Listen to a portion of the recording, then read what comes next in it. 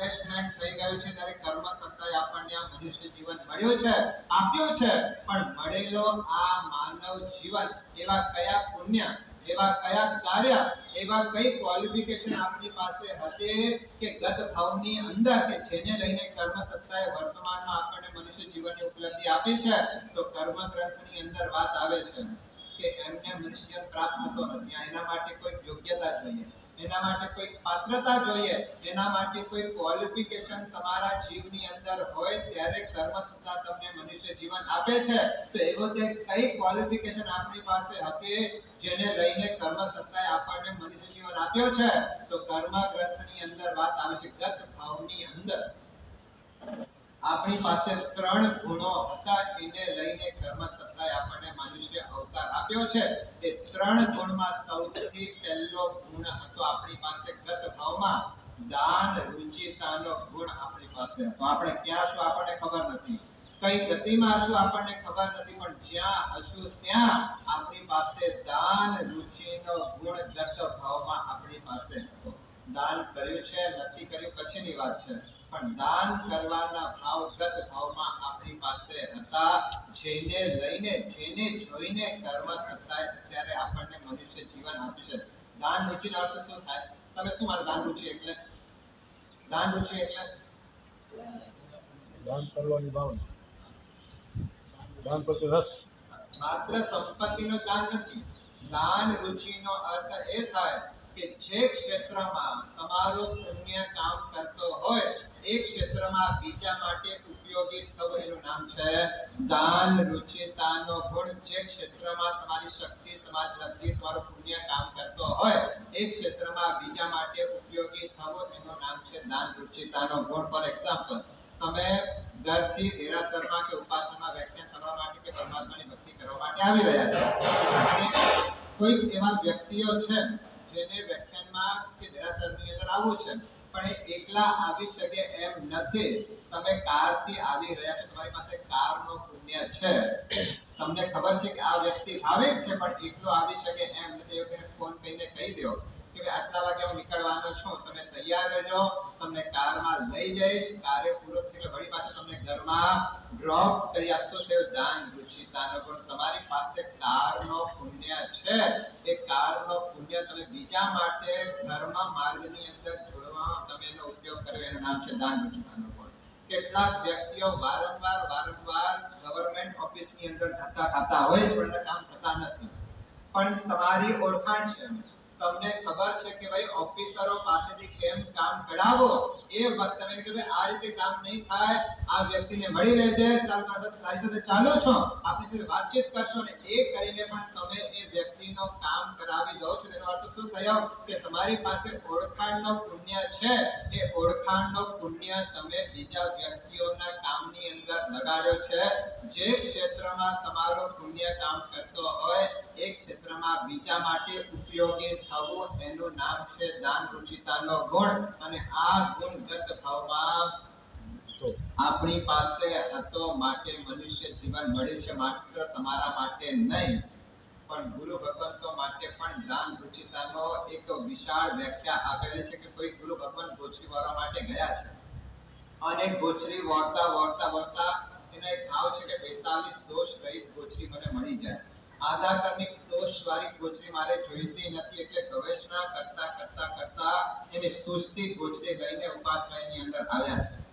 હવે જો એક સાધુ ભગવાન કે સાધુજી ભગવાન હોય, એનો એક નિયમ છે કે એ ઉપાશ્રયની અંદર આવે કે જ્યાં ઉતર્યા હોય ત્યાં આવે તો એમને ગોચરી લઈને જ આપણે શું કરે, જે મોટા ગુરુ ભગવાન કોઈ વડીલ હોય એને ગોચરી બતાડે અને એ ગોચરી બતાવ્યા બાદ જે મહાત્મા ગોચરી વળીને આવ્યા છે એ મહાત્મા જે સમુદાયની વચ્ચે રહેતા હોય, જે ગ્રુપની સાથે રહેતા હોય, એને જો ગોચરીનો લાભ આપો એવી વિનંતી ન કરે.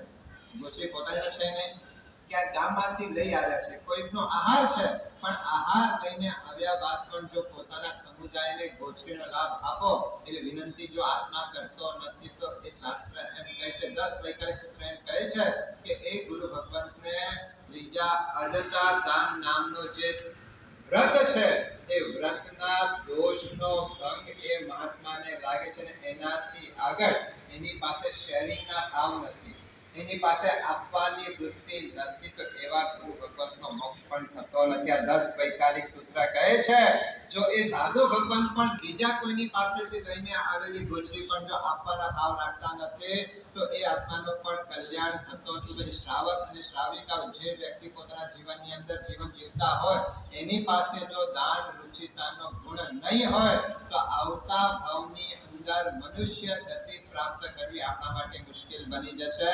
આપ સૌએ નૈસારનું નામ સાંભળ્યું છે. ભગવાન મહાવીરનો આત્મા જે નૈસારના ભાવની અંદર એની પાસે આ દાન રૂચિતાનો ગુણ હતો. એ કોઈ જૈન ધર્મી ન હતો. કોઈ જૈન ધર્મમાં એનો જન્મ પણ નહોતો થયો, પણ કોઈ અજૈન પરિવારને ત્યાં જન્મેલા નૈસાર, એ નૈસાર કોણ હતા? આપણા વગર શું કટિયારા હતા? નૈસર કટિયારા ના હતા, ગામના અધ્યક્ષ હતા, ગામના અગ્રણી વ્યક્તિ હતા. એક રાજા જેના હાથ નીચે અનેક ગામો આવતા હોય, દરેક ગામ ઉપર કે રાજા નજર ન રાખી શકે. દરેક ગામની જવાબદારી કોઈ યોગ્ય વ્યક્તિને રાજા સોંપતો હોય છે. એ રાજાએ નૈસારને એક ગામની જવાબદારી સોંપેલી હતી. એવો એક ગામનો અધ્યક્ષ નૈસાર પોતાના જીવનની અંદર એક મૃદુ વ્યક્તિ, સરળ વ્યક્તિ, અને રાજાને એક વિચાર થાય કે મારે રાજમહેલ તૈયાર કરવો છે, એ પણ આખા લાકડામાંથી બનાવવું છે. હવે લાકડામાંથી આખો રાજમહેલ બનાવવું હોય, આપ સમજો, લાકડામાંથી જ્યારે રાજમહેલ બનાવવું હોય ત્યારે લાકડો કેવો જોઈએ? જેમાં ઊંચાઈ ના લાગે એવો લાકડો જોઈએ. લાકડો કેવો જોઈએ કે જેનો લાકડાની આયુષ્ય મોટી હોય.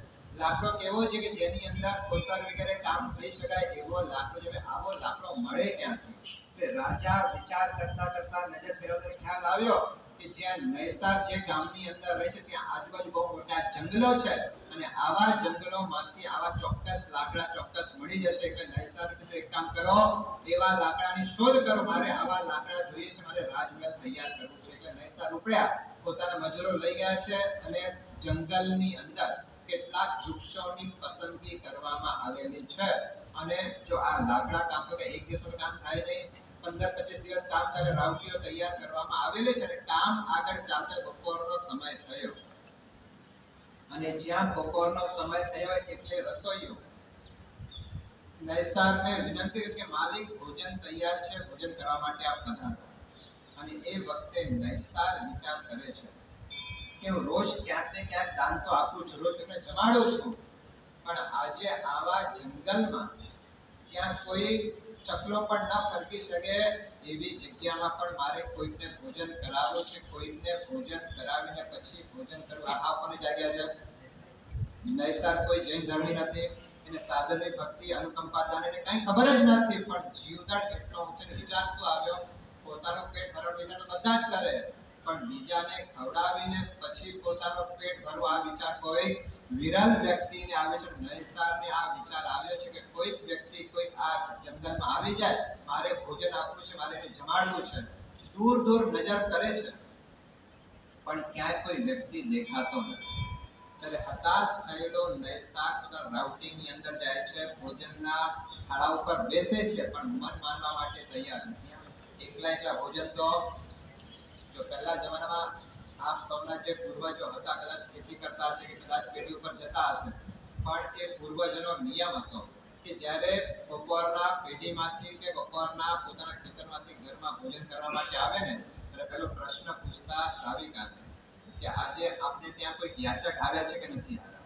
આજે આપણે ત્યાં કોઈ ગુરુ ભગવંત આવ્યા છે કે નથી આવ્યા? આજે આપણે ત્યાં કોઈ ગરીબ વ્યક્તિ આપણા ઘરમાં આવ્યો છે કે નથી આવ્યો? અને એના પેટમાં આપણો અન્ન ગયો છે કે નથી ગયો? આ પહેલો પ્રશ્ન આપના પૂર્વજો પૂછતા હતા, અને ખબર પડી ના આજે આપણા કોઈ અનાજ કોઈના પેટમાં ગયો નથી, ત્યારે એ આત્માને લાગે આજનો દિવસ આપણો વાંજ્યો ગયો છે, કોઈ લાભ આજે આપણને મળ્યો નથી. એ જમાનો એ હતો. અને આજનો જમાનો એક કવિએ કટાક્ષ કર્યો છે કે ક્યા દિન થે કોઈ આય તો ખાય. ક્યાં શું લખ્યું છે? ક્યા દિન થે કોઈ આય તો ખાય. એ જમાનો એવો હતો કે લોકો તરસતા હતા કે કોઈ આગંતુક આવે, કોઈ મહેમાન આવે તો અમે ભક્તિ માટે આવે તો કે અતિથિ દેવો ભવ. અતિથિ શું છે? દેવતાઓના અવતાર છે. આવો મહત્વ ત્યાં સ્થાપિત કરેલો હતો.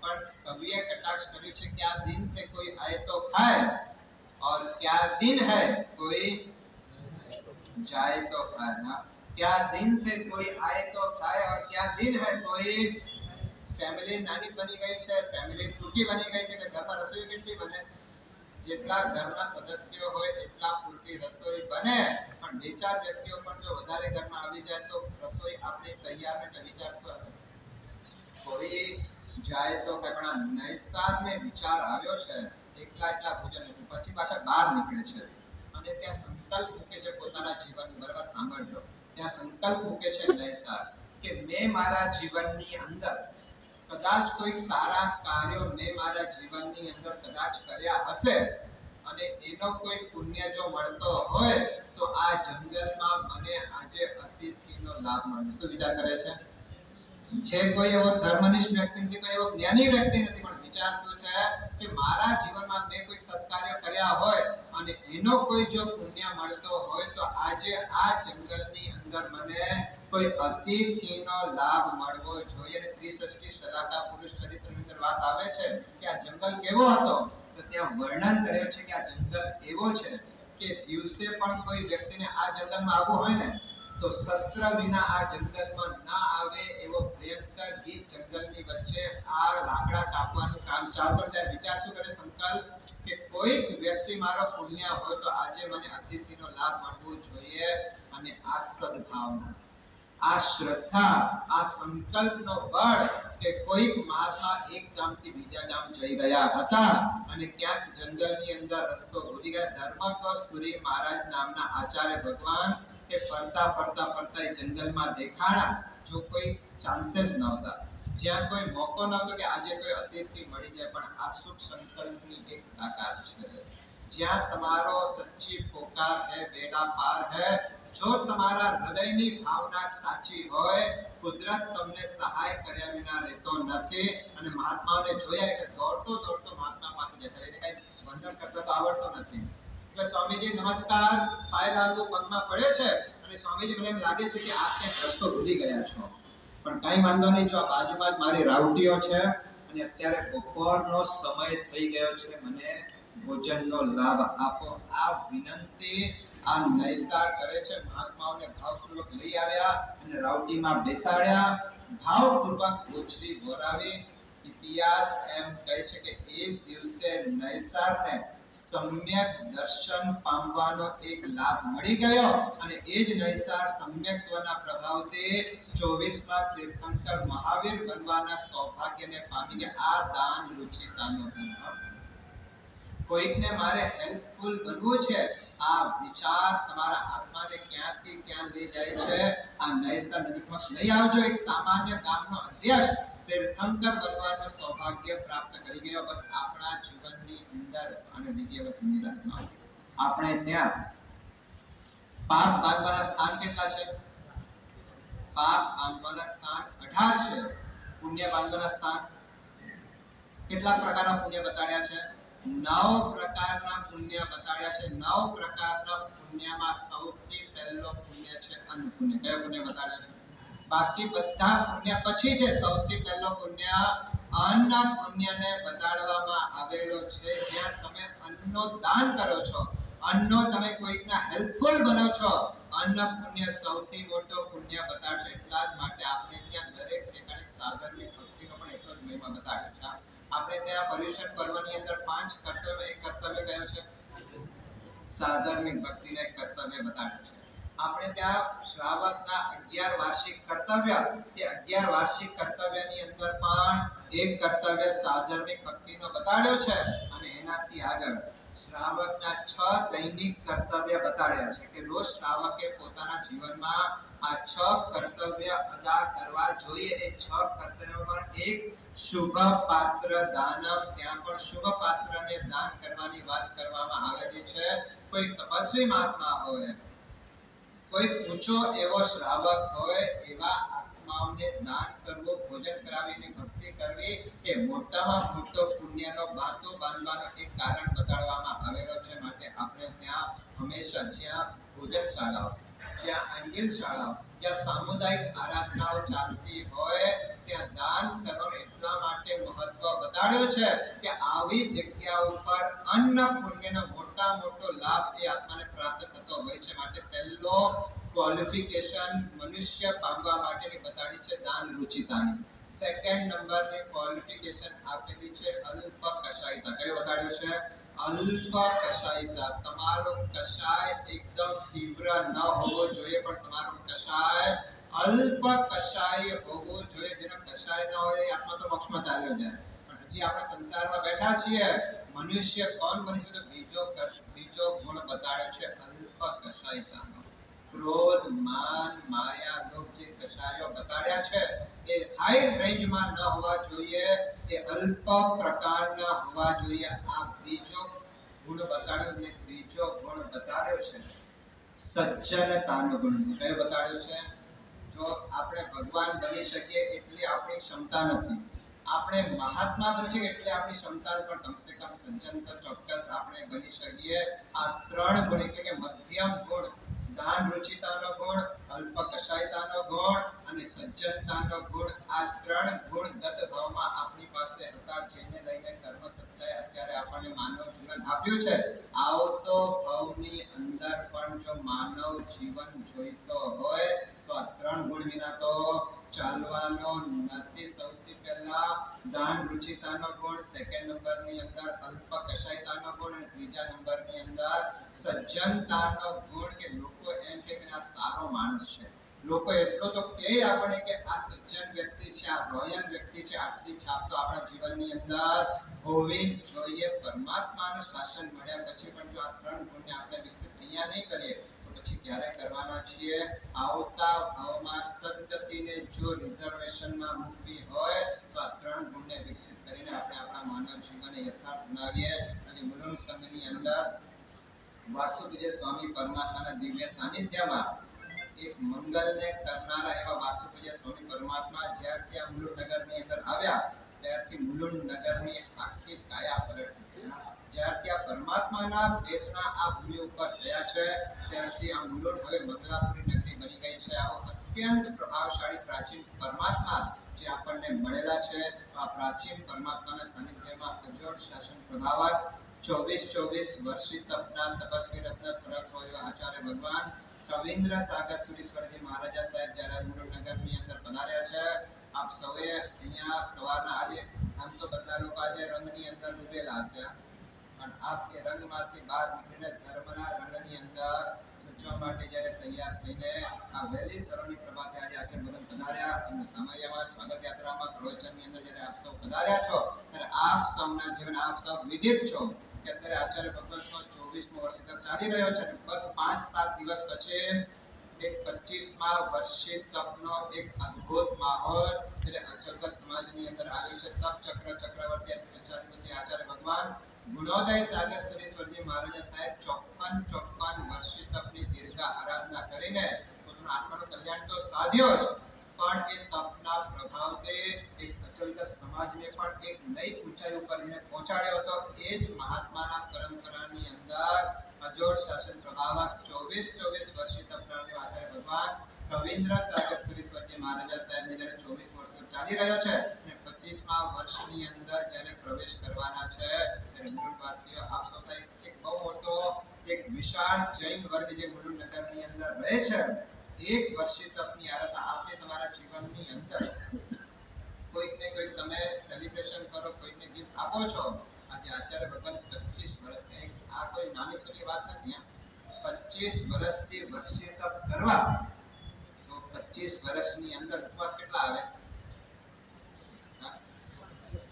ઓછામાં ઓછા 12.5 વર્ષ થાય ને. એકાંતરે કરે તો પણ 12.5 વર્ષ. એ 25 વર્ષના વર્ષી તપની અંદર 12.5 વર્ષ તો માત્ર જેના ઉપવાસની અંદર પસાર થતા હોય છે. ભગવાન મહાવીરનો સાધનાકાળ કેટલો હતો? 12.5 વર્ષનો.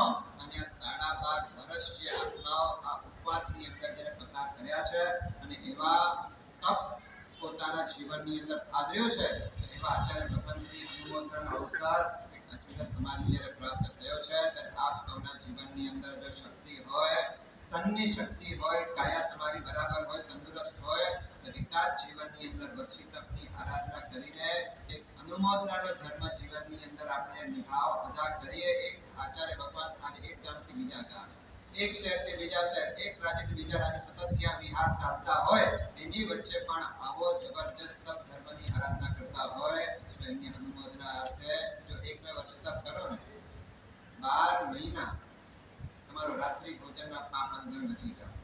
એક વર્ષ તક તમારા જીવનની અંદર આવે, 12 મહિના કદાચ કંદમૂળ વાપરતા હો તો વર્ષી તપ કરો તો કંદમૂળનો ત્યાગ તમારા જીવનની અંદર ઓટોમેટિકલી થઈ જાય. એક વર્ષી તપ કરો, 12 મહિના સુધી આદિશ્વર પરમાત્માની આરાધના થઈ જાય. 12 મહિના તમે ક્યાં હોટલ કે રેગ્યુલર ઉભા પણ ન થવા. વર્ષી તપ ચાલતો હોય, એક વ્રતમાં તમે છો, ઘણા બધા પાપો ત્યાં બચી શકતા હો છો. તો આવો જે વર્ષી તપ તો એક જ છે, લાભો તો અનેક બતાડવામાં આવેલા છે. તો 21 માર્ચથી આચાર્ય ભગવાનની પાવનકારી નિશ્રામાં માટુંગા નગરની માટુંગા નારાયણ સ્વામી વાડીમાં જે વર્ષી તપ પ્રતોચાર કરવાનો અવસર આવ્યો છે. આપ સૌના જીવનની અંદર પણ એક ભાવ રાખજો કે અમે પણ તમારા જીવનમાં એક વર્ષી તપનો ભેટનો અમે આચાર્ય ભગવંતને આપીએ. અને એની સાથે સાથે જ આ જ વર્ષે આચાર્ય ભગવંતની નિશ્રામાં ડિસેમ્બર મહિનામાં આચાર્ય ભગવંતના 25મા રજત વર્ષી તપના નિમિત્તે એક નવાણું યાત્રા પણ ગિરનાર તીર્થની અંદર થવાની છે. તો જે કોઈના કદાચ વર્ષી તપ ન કરી શકતા હો અને કદાચ પગ તમારા કામ કરતા હોય તો ગિરનાર તીર્થની અંદર ડિસેમ્બર મહિનામાં એક નવાણું યાત્રા પણ જેનું આયોજન કરવામાં આવ્યો છે. ગિરનાર તીર્થ એક એવી ભૂમિ છે કે જે ભૂમિ ઉપર આવતી 24 તીર્થંકર પરમાત્મા ત્યાં આગળ મોક્ષમાં જવાના છે. અત્યારે જેમ સમેત શિખરની અંદર 20 તીર્થંકર પરમાત્માનો નિર્વાણ થયો છે, પણ આવતી 24 તીર્થંકર પરમાત્માનો મોક્ષ ક્યાં થવાનો છે? જો તમે કદાચ ટેનિસ કદાચ જોતા હો ને તો એની અંદર 4 ગ્રાન્ડ સ્લેમ બધા કેટલા છે? ગ્રાન્ડ સ્લેમ 4 છે ને. એક યુએસ ઓપન, પછી ઓસ્ટ્રેલિયન ઓપન, પછી ફ્રાન્સ ઓપન અને વિમ્બલ્ડન. આ 4 ગ્રાન્ડ સ્લેમ બતાડવામાં આવતા હોય છે. મહાન વ્યક્તિ કોને કહેવાય કે એક વર્ષની અંદર જે 4 ગ્રાન્ડ સ્લેમ જીતે, એક લેજેન્ડરી ભૂમિકાની અંદર એને મૂકવામાં આવતા છે કે એક વર્ષની 4 ટાઇટલ જીત્યા છે. તો આવતો જે ગિરનારનો જે ભવિષ્ય છે, 22 નહીં, 23 નહીં કે 21 નહીં, પણ 24 પરમાત્મા જ્યાં આગળ નિર્વાણ પદને પામવાના છે, એવો અદ્ભુત પવિત્ર ભૂમિ એટલે આ ગિરનારની પવિત્ર ભૂમિ છે. અને આ ભારત દેશની અંદર સૌથી પ્રાચીનમાં પ્રાચીન પ્રતિમા કઈ છે? શંખેશ્વર પરમાત્મા કરતા પણ પ્રાચીન પ્રતિમા ભારત દેશની અંદર કોઈ હોય તો આ ગિરનારના લેમિનાથ પરમાત્માની બતાડી છે. આવો અદ્ભુત પરમાત્માના સાનિધ્ય જ્યાં પ્રાપ્ત થવાની શક્યતા રહેલી છે. એ આચાર્ય ભગવાનના નિશ્રામાં જે નવાણી યાત્રા થવાની છે, આ એક ભૂમિનો પ્રભાવ છે. તમે અહીંયા બહાર નીકળો ને અને કદાચ તમે ચાય ખરીદો કટિંગ તો કેટલામાં મળે? 10 રૂપિયા કે 15 રૂપિયામાં. પણ એ જ કટિંગ તમે તાજમાં પીવા માટે જાઓ તો પડી જાય. અને ચા તો એની એ જ હોય, પણ ભૂમિનો ફરક હોય છે. ભૂમિમાં પરિવર્તન આવી ગયો, ચાર્જમાં પરિવર્તન થઈ જાય છે. તેમ તમે અહીંયા આરાધના કરો અને તીર્થ સ્થાનોની અંદર આરાધના કરો, જમીન આસમાનનો ફરક પડી જતો હોય છે. તીર્થમાં કરેલી આરાધના અનંત ગણો પુણ્ય ઉપાર્જન કરવા માટે સમર્થ બની જતી હોય છે. અને આપણે તેને લખ્યું છે ને 11 વાર્ષિક કર્તવ્યની અંદર એક તીર્થ યાત્રામાં લખેલું છે કે શ્રાવકે દર વર્ષે તીર્થ યાત્રા કરવી જોઈએ. પછી એ ધવન યાત્રા હોય કે છરી પાટો સંઘ હોય કે જ્યાં તમે ક્યાંક તીર્થની યાત્રા કરવા માટે જતા હો, તો એક વખત તો તીર્થ યાત્રા કરવાનો કર્તવ્ય આપણે ત્યાં બતાડવામાં આવેલો છે. અને આવા તીર્થોની અંદર ત્યાં લખ્યું છે કે તમે કરોડ સાગર મિત્રને જમાડો અને જે પુણ્ય ઉપાર્જન તમારો થાય એટલો પુણ્ય આવા તીર્થોની અંદર એક મહાત્માને વરાવો ને એના કરતા પુણ્ય તમારો ચડિયાતો બની જતો હોય છે. આ તીર્થ સ્થાનનો પ્રભાવ છે. તો આ તીર્થ સ્થાનની અંદર આપણા જીવનની અંદર લાભ લઈએ, આરાધના કરીએ, યાત્રાઓ કરીએ અને એ દ્વારા મળેલા મનુષ્ય જીવનને આપણે સાર્થક કરવાના પ્રયત્નો કર્યા. વર્ષી તપની આરાધના એક અચરજનો ગૌરવ છે કે એક આચાર્ય 25 વર્ષથી આ ભવ્ય તપ યાત્રા કરતા હોય છે. એના અનુમોદના છે આ ભૂમિવાસીઓ. આપણે ત્યાં તો તપ કરવાની આપણી ત્યાં એક પરંપરા છે. આપ સૌ ટેવાયેલા છો અને આ મુલુકની અંદર તો વારે તહેવારે મોટા મોટા તપો થતા હોય છે. તો આપની શક્તિ પણ છે, અનુકૂળતા પણ છે અને બધો જ અવસર આપની પાસે રહેલો છે. તો આ જીવનની અંદર ભક્તિ તપની આરાધના કરીને માનવ જીવનને આપણે સાર્થક બનાવીએ અને મળેલા આ કાર્યને આપણે સિદ્ધ કરીએ. આજે જે માંગલિક કરવામાં આવ્યો છે, આ નાનો માંગલિક હતો. જ્યારે એકમ આવે, સુધી એકમ આવે, બેસતો મહિનો આવે ત્યારે મોટા મોટા સ્તોત્રો જે મંત્ર જે મહાત્મા કરેલા છે એ બધા જ મંત્રોનો સ્મરણ એ બેસતા મહિનાની અંદર કરવામાં આવતો હોય છે. તો ખાસ આપ સૌના જીવનની અંદર પણ આ ઓમ નમો દેવાય સ્તોત્ર અને શાંતિ, જે મેં વાત કરી, શાંતિ શાંતિ નિશાંતમ, તમારા ઘરની અંદર જેને લઘુ શાંતિ સ્થાવ કહેવામાં આવે છે. આવા મંત્ર પાઠ, સ્તોત્ર પાઠ જો તમે કરો ને તો ઘણા બધા આડી અંતરી જે જીવનમાં આવતી હોય છે આ મંત્ર સ્તોત્રના પ્રભાવથી તમારે ક્યાંય જવાની જરૂર નથી. જ્યોતિષ પાસે જાઓ, 10-15 ખર્ચી આવો અને કઈ વળે નહીં, પણ આ પરમાત્માનો પરમ પવિત્ર સાક્ષાત એ સ્તોત્રની અંદર લખેલું છે કે તમે માત્ર એનો સ્તોત્ર પાઠ કરો અથવા ભાવપૂર્વક પણ સાંભળો તો પણ તમારા કર્મોની નિર્જરા જ્યાં થઈ શકતી હોય છે. એક જ વખત પણ કરેલા સ્તોત્ર પાઠ ઘણો બધો પરિવર્તન તમારા જીવનની અંદર જોવા માટે મળી શકતો હોય છે. તો ખાસ આપના જીવનમાં કોઈ યોગ્ય ગુરુ ભગવાન હોય એની પાસે સ્તોત્ર પાઠ શીખી લો. ઉચ્ચારણ શુદ્ધિ સાથેનો સ્તોત્ર તમારા જીવનની અંદર આવે અને પછી એ જ તમારા ઘરની અંદર બેસીને કરો. આખા ઘરનો વાતાવરણ પોઝિટિવ ઉર્જાથી સભર બની જશે. તમને સારા સારા વિચારો આવશે, સારા કાર્ય કરવાનો ઉત્સાહ જાગશે. ખાસ આપ સૌના જીવનમાં આવી કોઈ આરાધના સાધના કરીને આપ આગળ વધો તે મંગલ શુભ ભાવ સાથે મંગલ કરો.